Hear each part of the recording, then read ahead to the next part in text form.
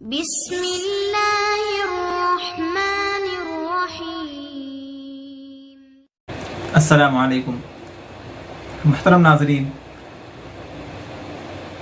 رسول اللہ صلی اللہ علیہ وسلم نے استغفار کے بارے میں فرمایا، خوشخبری ہو اس شخص کے لیے جو قیامت کے دن آئے تو اس کے نامہ اعمال میں ڈھیر سارے استغفار۔ استغفار سے اللہ تعالیٰ اتنا خوش ہوتا ہے کہ دنیا کی بہت ساری نعمتوں کا وعدہ استغفار پہ رکھ رکھا ہے۔ حضرت حسن رضی اللہ عنہ کے پاس ایک شخص آتا ہے اور وہ کہتا ہے کہ آپ دعا فرما دیں کہ ہماری اولاد بہت کم ہے۔ تو آپ رضی اللہ عنہ نے فرمایا استغفار کیا کرو۔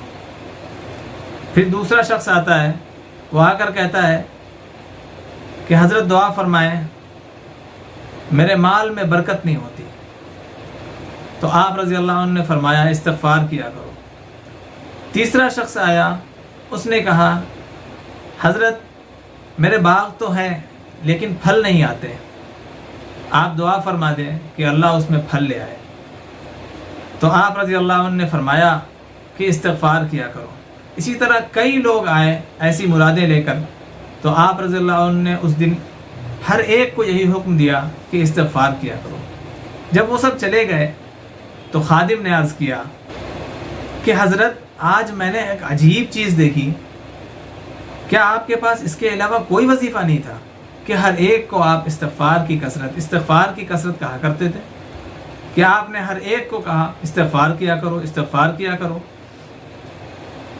آپ رضی اللہ عنہ نے فرمایا کہ یہ بات میں نے اپنی طرف سے تو نہیں کہی، قرآن پاک کھول کر دیکھو، اللہ رب العزت فرماتا ہے فَقُلْتُ اسْتَغْفِرُوا رَبَّكُمْ إِنَّهُ كَانَ غَفَّارًا يُرْسِلِ السَّمَاءَ عَلَيْكُمْ مِدْرَارًا وَيُمْدِدْكُمْ بِأَمْوَالٍ وَبَنِينَ وَيَجْعَلْ لَكُمْ جَنَّاتٍ وَيَجْعَلْ لَكُمْ أَنْهَارًا، کہ اپنے رب سے استغفار کرتے رہو، بے شک وہ بہت معاف کرنے والا ہے، بار بار معاف کرنے والا ہے۔ یرسل السماء علیکم مدرارا، اور وہ آسمان سے جو رزق نازل فرماتا ہے اس کی دھاریں کھول دیتا ہے وہ۔ وَيُمْدِدْكُمْ بِأَمْوَالٍ، اور وہ تمہارے مال کو بڑھا دیتا ہے، وَبَنِينَ، اور تمہاری اولاد میں کثرت کر دیتا ہے، اس کے اندر برکت اور رحمت نازل فرماتا ہے۔ وَيَجْعَلْ لَكُمْ جَنَّاتٍ وَيَجْعَلْ لَكُمْ أَنْهَارًا، اور تمہارے لیے نہریں اور باغات تیار کرتا ہے۔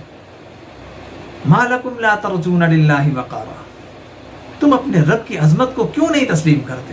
اسی طرح ایک مرتبہ کا واقعہ ہے کہ حضرت امام احمد بن حنبل رحمۃ اللہ علیہ سفر کر رہے تھے، رات ہو گئی، مسجد میں قیام کرنا چاہ رہے تھے، تو وہاں کے لوگوں نے ان کو منع کر دیا کہ آپ انجان آدمی ہیں، ہم آپ کو نہیں جانتے، اس وجہ سے آپ مسجد میں نہیں جا سکتے، مسجد میں قیام نہیں کر سکتے، اور ان کو باہر نکال دیا گیا۔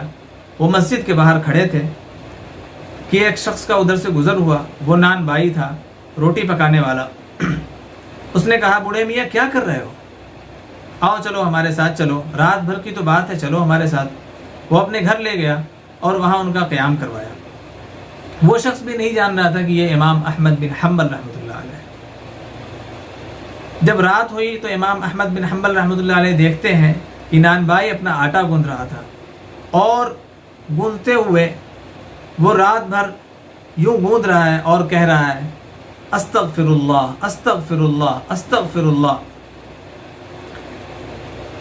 تو امام احمد بن حنبل رحمۃ اللہ علیہ کو بہت تعجب ہوا، وہ آ کر پوچھنے لگے اے اللہ کے بندے، یہ جو تم ذکر کر رہے ہو اس سے تمہیں کیا فائدہ ہوتا ہے؟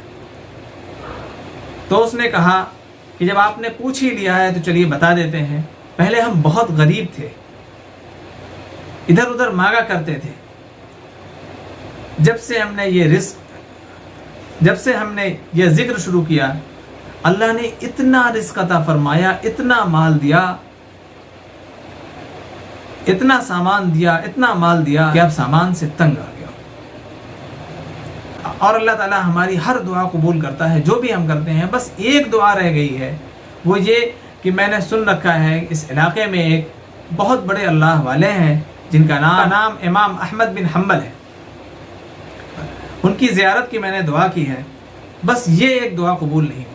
امام احمد بن حنبل رحمۃ اللہ علیہ کہتے ہیں وقد جررت الیک جرا، ایسا لگ رہا ہے کہ مجھے آپ کے پاس گھسیٹ کر لایا گیا ہے تاکہ آپ سے ملاقات ہو جائے. اسی طرح حضرت شعیب علیہ السلام نے جب اپنی قوم سے تنگ آ گئے اور ان لوگوں نے بہت زیادہ جرم کر لیا تو حضرت شعیب علیہ السلام نے فرمایا وَيَا قَوْمِ اسْتَغْفِرُوا رَبَّكُمْ إِنَّ رَبِّي رَحِيمٌ وَدُودٌ، اے قوم اپنے رب سے اب بھی تم مغفرت طلب کر سکتے ہو، اب بھی تم اپنے رب سے استغفار کر سکتے ہو. إِنَّ رَبِّي رَحِيمٌ وَدُودٌ، بے شک وہ بہت معاف کرنے والا ہے، بار بار معاف کرنے والا ہے، رحیم ہے اور ودود ہے. جب وہ خوش ہو جاتا ہے تو بے پناہ عطا فرماتا ہے. اللہ تعالیٰ سے امید ہے کہ ہم سب کو استغفار کی کثرت کی توفیق عطا فرمائے. السلام علیکم.